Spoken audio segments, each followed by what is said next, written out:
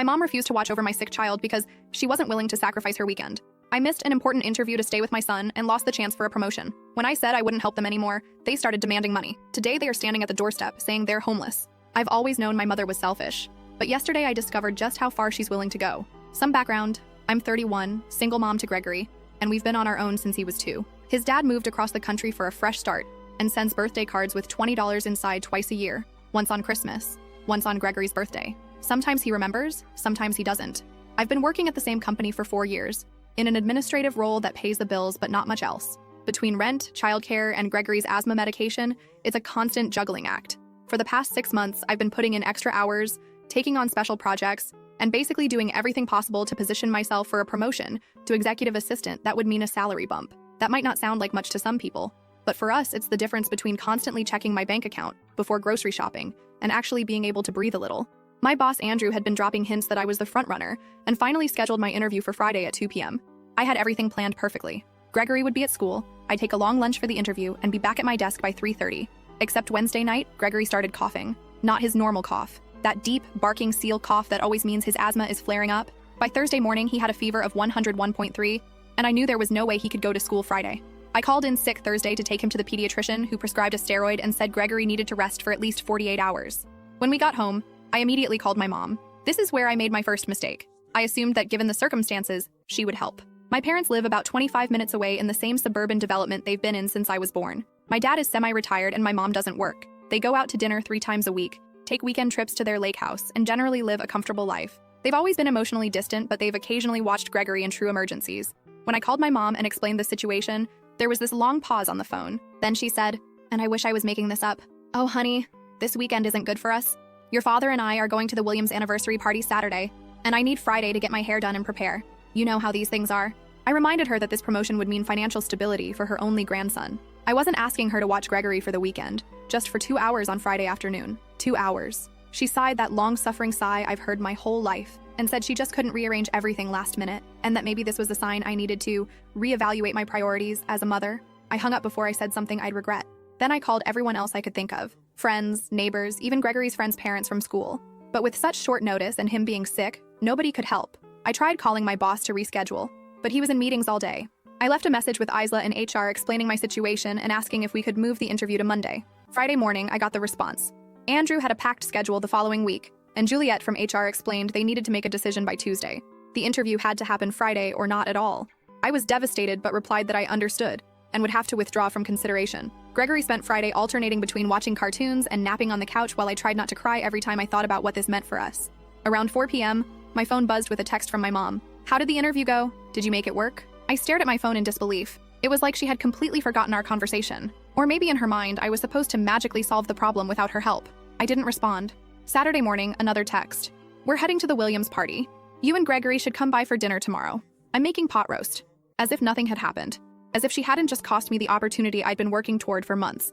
I finally called her Sunday morning while Gregory was watching TV. I told her we wouldn't be coming for dinner, and that I was hurt by her refusal to help when I needed her most. Her response? "You can't expect me to drop everything every time you have a crisis. I raised you, and now raising Gregory is your responsibility." The conversation deteriorated from there. I reminded her that in the 4 years since Gregory's father left, I'd asked for her help maybe 5 times total. She countered by listing all the birthday and Christmas gifts they've given him, as if presents make up for actual support. When I pointed out that I've helped them countless times, setting up their smart TV, driving my dad to physical therapy after his knee surgery last year, helping them move furniture when they redecorated, she dismissed it as things family just does. By the end of the call, I was shaking with anger and told her I needed some space.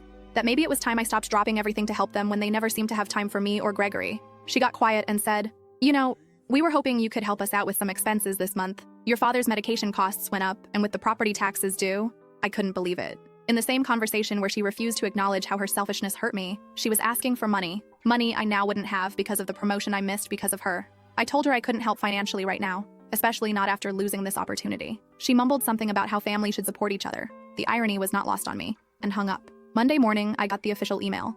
The position had been offered to someone else, someone who managed to show up for their interview. I took my lunch break in my car and cried for a solid 20 minutes, then washed my face and went back to my desk like nothing happened. That evening, my dad called. He started with small talk about the weather and some neighborhood gossip before awkwardly transitioning to, "Your mother told me about your conversation."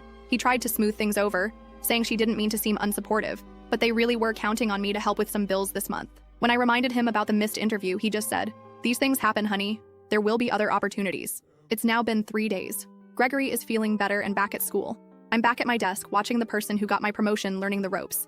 My parents have called twice and texted multiple times, all about when I can contribute to their expenses this month. I'm done. After years of one-sided support, I'm finally setting boundaries. I texted them that I won't be able to help financially or otherwise for the foreseeable future, and I need them to respect that.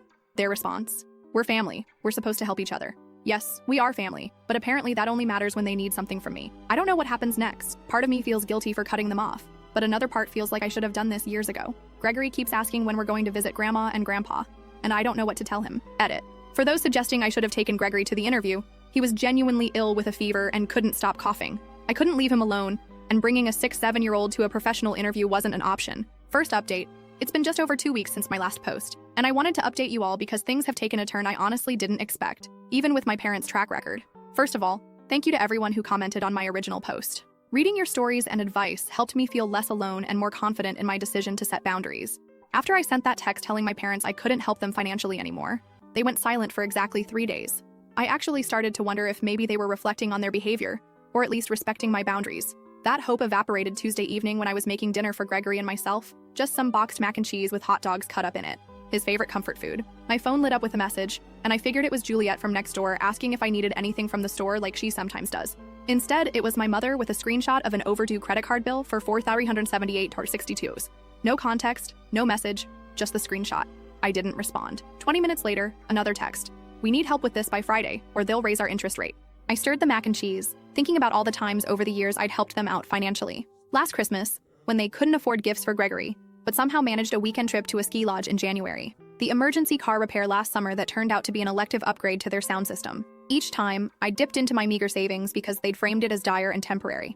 I put my phone away and focused on dinner with Gregory. He'd been asking about my parents all week, and I'd been vague, telling him they were busy. I hate keeping things from him, but he adores his grandparents despite their flakiness, and I don't want to burden him with adult problems. While we ate, he told me about the solar system project his class was starting and how he got picked to be Jupiter because it's the biggest and has the most moons, Mom. After he went to bed, I checked my phone again. 3 missed calls from my dad and a voicemail where his voice sounded tense. "Honey, call us back. This is important. Your mother is very upset."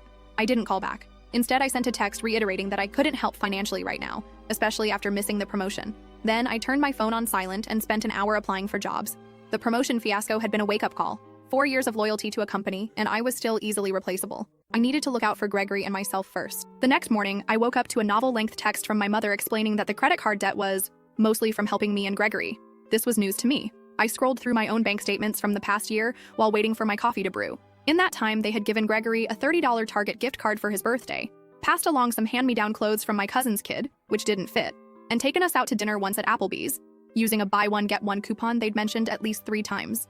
Meanwhile, I'd given them $800 when their water heater broke, spent over $200 on my dad's birthday present, and countless hours helping them with everything from technology issues to driving them to appointments when my dad's cataracts made night driving difficult. I took Gregory to school and went to work, where I had to train Ronnie on some procedures he'd need in his new role, my would-be role. He seemed genuinely uncomfortable about the situation and kept saying things like, "You really had this down pat, and they should have just waited to interview you." It was awkward, but not his fault.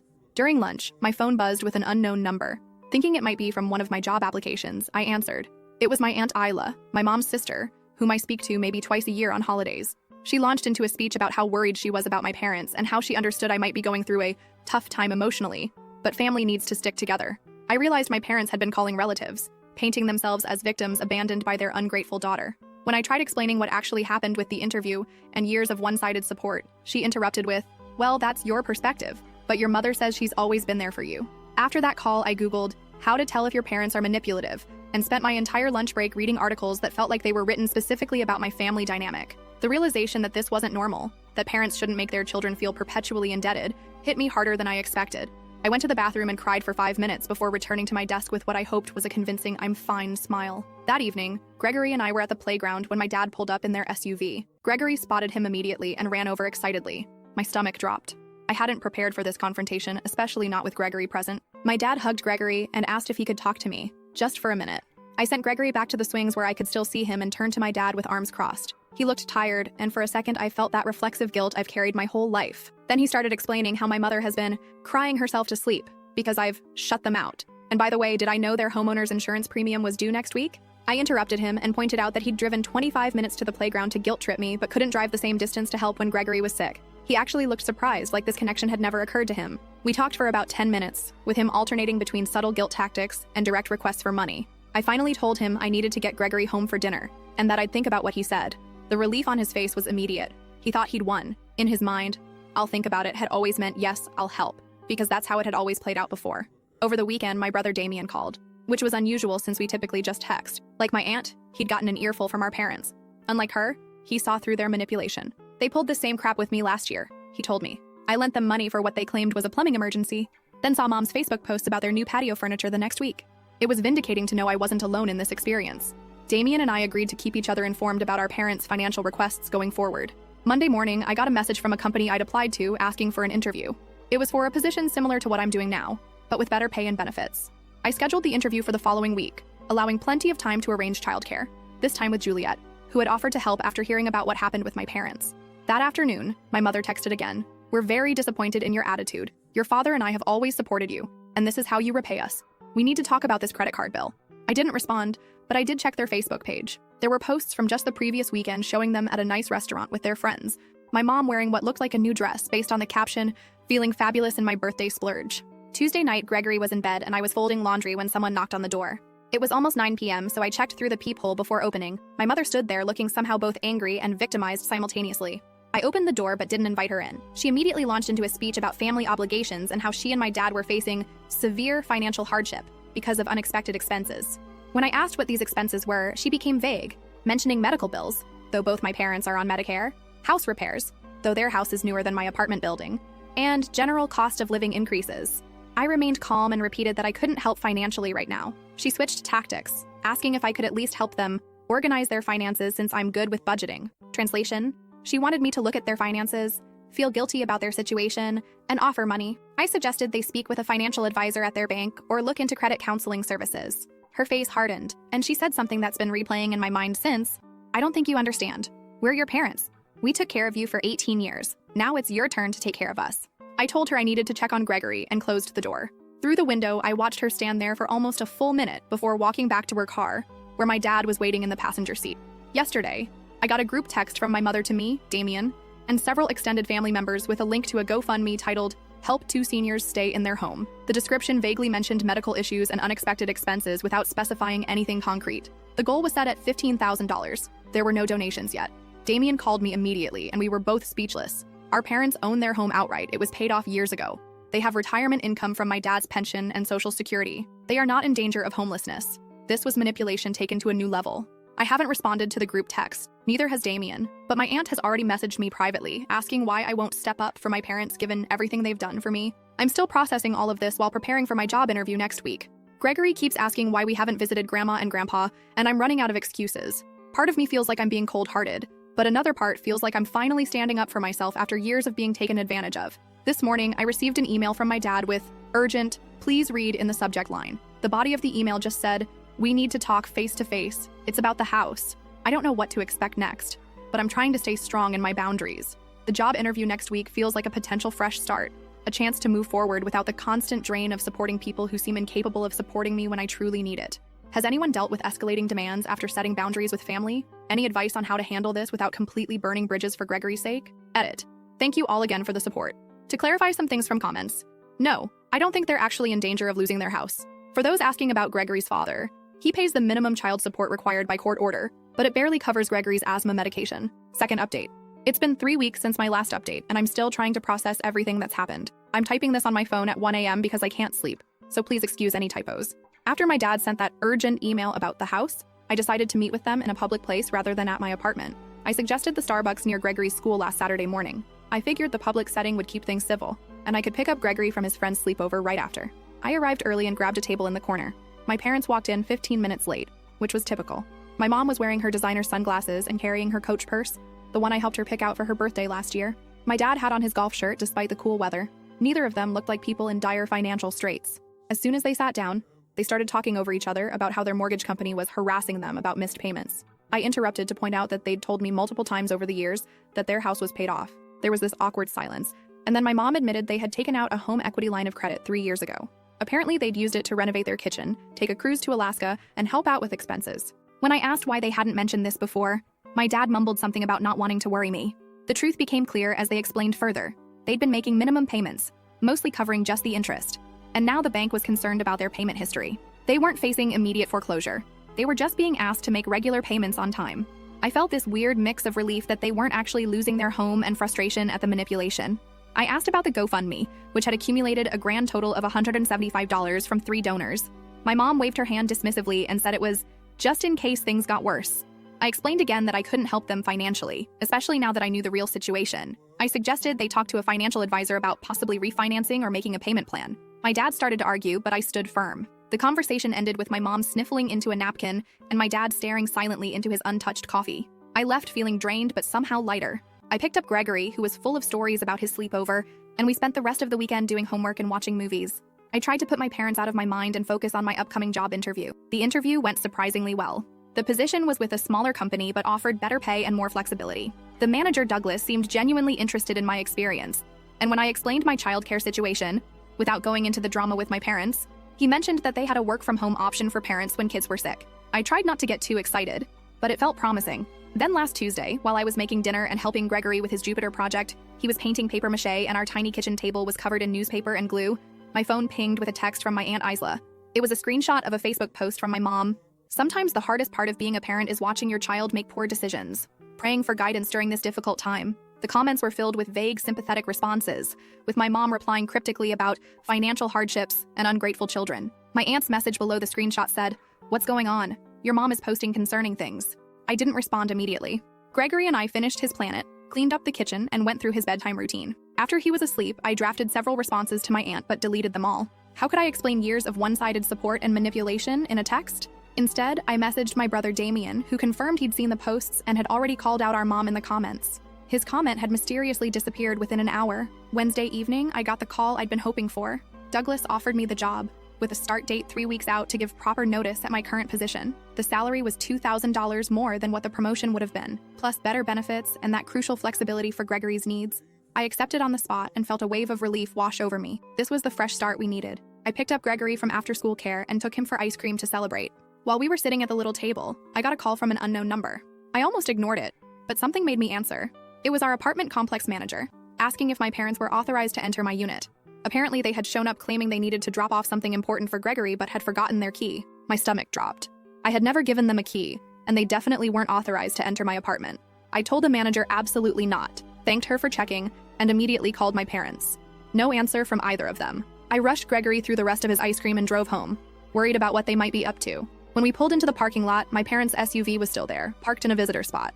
I told Gregory to wait in the car with the doors locked, something I'd never done before, and promised I'd be right back. I tried calling my parents again as I walked to the manager's office, but still no answer. The manager, Ariana, looked relieved to see me. She explained that my parents had become increasingly insistent about accessing my apartment, claiming they'd left medicine for Gregory inside. When she'd refused without my authorization, they'd sat down in the lobby and said they would wait. They'd been there for almost 2 hours. I steeled myself and walked to the lobby, where I found my parents sitting with a small suitcase and my mom's oversized purse. They looked up when I entered, and my mom immediately burst into tears. My dad stood and started explaining that they'd had a misunderstanding with their mortgage company, and their utilities had been shut off due to clerical errors. They needed a place to stay just for a few days until everything got sorted out. I stood there in disbelief. They had tried to manipulate their way into my apartment before I got home, presumably to establish themselves before I could object. I asked why they hadn't called first. My dad claimed their phones were about to be shut off too, and they wanted to tell me in person. Yet they'd managed to drive 25 minutes to my apartment and wait for hours instead of just calling. I told them they couldn't stay with me. My apartment has 1 bedroom, which I share with Gregory, and a pull-out couch in the living room that's barely big enough for 1 person. More importantly, I wasn't comfortable having them stay after everything that had happened. I suggested they could go to a hotel using the credit card they'd recently shown me, or stay with my Aunt Isla, who lived closer to them and had a guest room. My mom's tears turned to anger. She said I was abandoning them when they needed me most, just like I had accused them of doing to me. My dad started listing all the things they'd done for me growing up, paying for my school lunches, buying me clothes, taking me to doctor appointments. Basic parental responsibilities presented as if they were extraordinary acts of generosity. Gregory was still waiting in the car, so I had to end this quickly.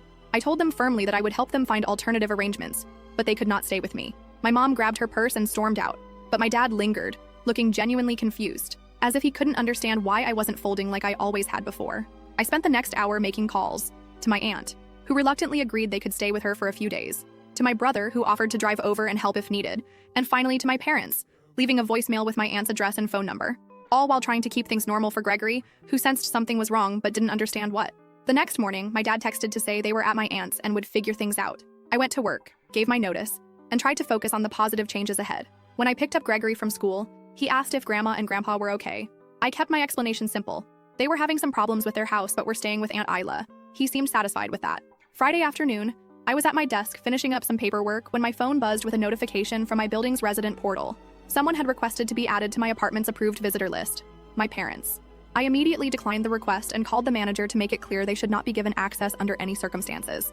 Ariana hesitated, then told me something concerning. My mom had come by earlier claiming she needed to drop off Gregory's medication. When reminded that I had specifically denied them entry, she'd become argumentative, insisting that as Gregory's grandmother, she had rights. Ariana had remained firm, but warned me that my mother had mentioned coming back on Saturday, today, when she knew we'd be home. I thanked her and spent the rest of my workday distracted, running through scenarios in my head. When I got home with Gregory, I double-checked our locks and closed all the blinds, something I rarely do. We ordered pizza for dinner, and I tried to keep things upbeat for Gregory's sake, suggesting we build a blanket fort and watch a movie inside it. Around 8 p.m., while we were halfway through How to Train Your Dragon with popcorn scattered across our fort, someone knocked on the door. I knew immediately who it was. I told Gregory to keep watching while I answered, positioning myself so the door wouldn't open fully. My parents stood there with a small suitcase from before, plus 2 more bags.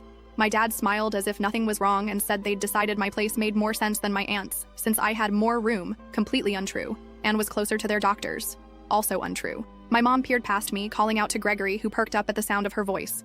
I stepped into the hallway, partially closing the door behind me, and told them directly they could not stay with me. Not now, not this weekend, not just until things get sorted out. My mom's face hardened, and she said something that chilled me. We'll see what the police have to say about a daughter turning away her elderly parents with nowhere to go. It was such a blatant threat that I almost laughed. I calmly explained that as adults with resources, including at least one functioning credit card, a car, and relatives willing to house them, they were not homeless or elderly in any vulnerable sense. If they contacted the police, they would simply be directed to social services or back to my aunt's house. My dad, seemingly realizing their threat had failed, changed tactics. He mentioned that Gregory's birthday was coming up next month, and wouldn't it be sad if they couldn't attend or bring presents because they were living in their car?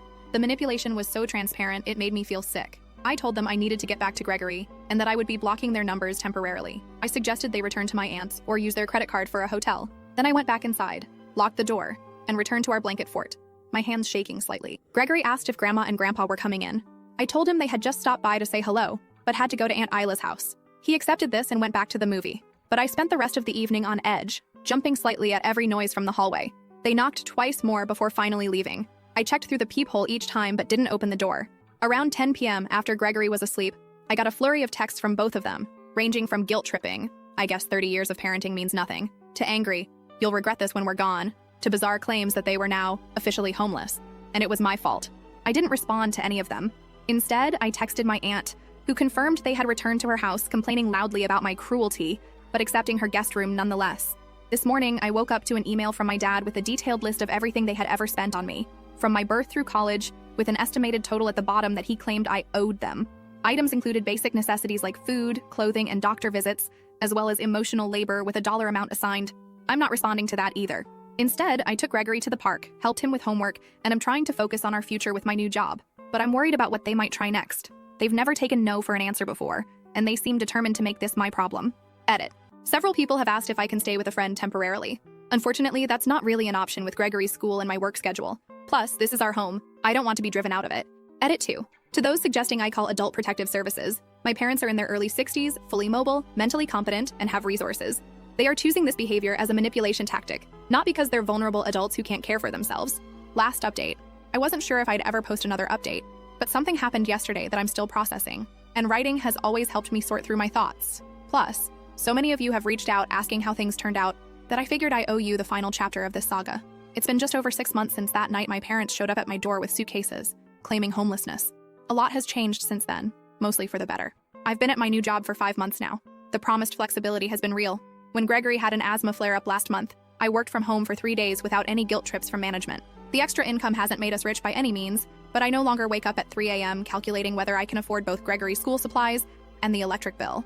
We moved too, about 7 weeks ago. Just a small 2-bedroom apartment in the same school district, but Gregory finally has his own room. You should have seen his face when we went furniture shopping at IKEA and I told him he could pick out his own bedspread. He chose one with planets. Our refrigerator isn't constantly on the verge of dying, and the shower maintains water pressure for more than 5 minutes. Small luxuries that feel enormous after years of making do. As for my parents, that situation has been complicated. After the night they showed up at our door, I didn't hear from them directly for almost 3 weeks. Instead, they launched what my brother Damien calls the family PR campaign. My Aunt Isla, various cousins, even my dad's bowling buddies, all contacted me with different versions of "they're really struggling" and "family should stick together." I started therapy about a month after my last post. My new insurance covers it, and honestly, it's been eye-opening. My therapist helped me see patterns I'd been blind to my whole life, how I'd been trained since childhood to feel responsible for my parents' happiness and financial stability, how no was never treated as a complete sentence in our family, how guilt was weaponized whenever I tried to establish independence. I kept the documentation going, saving every text, email, and voicemail. In late March, I had to use it. My parents somehow convinced Gregory's school that they were authorized to pick him up for a doctor's appointment. Thankfully, the front office called me to confirm, and I was able to rush over there. My parents were in the parking lot waiting. When I confronted them, my mom claimed they just wanted some quality time with their grandson. After that incident, I spoke with the school administration, showed them the documentation of ongoing harassment, and they updated their security protocols. That was the turning point. I sent a certified letter to my parents stating that any further attempts to see Gregory without my explicit permission would result in legal action. I didn't want to do it. Writing that letter made my hands shake. But Gregory's safety had to come first. They backed off after that, at least physically. Gregory has struggled with all this, unsurprisingly. He misses his grandparents and doesn't fully understand why we don't see them anymore. I've tried to explain in age-appropriate ways without demonizing them. We've had many conversations on the drive to school about how sometimes people we love can make choices that aren't healthy, and how it's okay to love someone but need space from them. I'm not sure how much sinks in, but he seems to be adjusting. My relationship with my brother has actually improved through all this. Damien and I were never particularly close. He's 5 years older and moved across the state after college, but dealing with our parents' behavior has brought us together. He visits about once a month now, and Gregory adores his cool uncle, who teaches him card tricks and brings him comic books. In April, I learned through family gossip that my parents had indeed fallen behind on their mortgage payments, but not because they were destitute. They'd been prioritizing credit card spending over housing payments, assuming they could always catch up later. According to my aunt, who has become surprisingly supportive once she saw the full picture, they worked out a payment plan with the bank and are no longer in danger of foreclosure. They never were truly homeless. It was manipulation, pure and simple. My aunt also let slip that my mom had been furious when I got the new job instead of helping them out financially. Apparently, she'd been counting on my guilt as a reliable income source, and my sudden backbone had thrown off their financial plans. I wish I could say I processed all this with perfect emotional clarity, but that wouldn't be true. There have been nights I've cried after Gregory went to bed, wondering if I'm doing the right thing. Days I've composed lengthy text messages explaining my perspective, only to delete them unsent. Moments I've seen something Gregory did and thought, Mom would love this, before remembering where we stand. The hardest part has been holidays and birthdays. Gregory turned 8 last month, and he asked if Grandma and Grandpa were coming to his party. I had arranged a small celebration at the local bowling alley with a few friends from school. When I told him they weren't coming, his little face fell for just a moment before he rallied and started talking about the cake. That moment gutted me. I did send them photos of Gregory at his party through my aunt. I'm not trying to cut them off from knowing anything about his life. I'm just setting boundaries about direct contact until I can trust their behavior. Now, about that unexpected call. Yesterday morning, I was making pancakes for Gregory, our Saturday tradition, when my phone rang with my dad's number. I nearly declined it automatically, but something made me answer. His voice sounded different, quieter, less entitled somehow. He asked how we were doing, and for once, he actually waited for my answer instead of launching into his own issues. I gave vague, polite responses. Then he said something I never expected to hear. My mom had started seeing a therapist too. Apparently, after months of getting nowhere with their campaign to regain access to me and my wallet, my mom had a health scare. Nothing serious, just high blood pressure that required medication adjustment. But it prompted her doctor to recommend therapy for stress management. She'd been going for about 6 weeks. According to my dad, her therapist had been helping her recognize some of her behavior patterns. He said she was starting to understand how her actions had pushed me away. There was no grand apology, no dramatic promises of change, just my dad saying she was working on some things and seeing things differently. He just said they'd like to gradually rebuild some kind of relationship on whatever terms I was comfortable with. I told him I needed time to think about it, and he accepted that without argument. Another surprising change. Before hanging up, he mentioned that they'd set up automatic payments for their mortgage and were working with a financial advisor at their bank. It felt like he was trying to show they were addressing the problems that had led to their homelessness claims. I'm still not sure what to do with this development. 6 months of therapy has taught me to be cautious about getting pulled back into old patterns, but it's also helped me recognize that relationships can evolve if both parties are willing to do the work. The question is whether my mom's therapy is genuine self-reflection or just another tool to get what she wants. For now, I'm taking it day by day. I've suggested to my dad that we start with occasional emails sharing updates about Gregory, photos, school achievements, that kind of thing. No in-person visits yet, no financial discussions, and absolutely no unsupervised contact with Gregory. He seemed surprisingly okay with these terms. My therapist has suggested that true change takes time to prove itself. Words are easy. Consistent actions over months or years are what matter. So I'm proceeding with cautious optimism, but keeping my boundaries firm. Life isn't perfect. Our new apartment has a persistent dripping sound in the bathroom that the maintenance guy can't seem to fix. My car made a concerning noise last week that I'm ignoring because I don't want to know what it will cost to repair. Gregory still sometimes has nightmares and crawls into my bed at 2 a.m. My new job has its own stresses and office politics, but underlying all these ordinary challenges is a new feeling I'm still getting used to. The sense that I'm finally steering my own life instead of just reacting to everyone else's emergencies. It's both empowering and terrifying. I don't know what the future holds with my parents. Maybe they're truly changing. Maybe this is just a more sophisticated manipulation. Either way, I'm no longer the person who will sacrifice her future and her child's well-being to meet their demands. Thank you to everyone who supported me through this journey with advice, similar stories, and encouragement. Sometimes knowing you're not alone makes all the difference.